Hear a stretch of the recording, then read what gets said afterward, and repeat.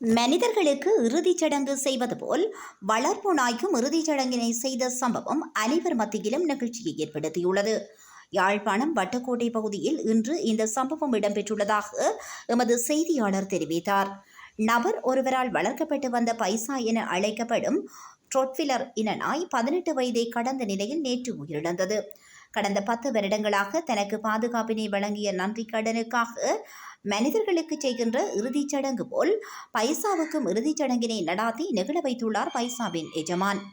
இந்நிலையில் பேண்ட் வாத்தியங்கள் முழங்க பைசாவின் உடல் வட்டுக்கோட்டை பகுதியெங்கும் இறுதி ஊர்வலமாக எடுத்துச் செல்லப்பட்டுள்ளது.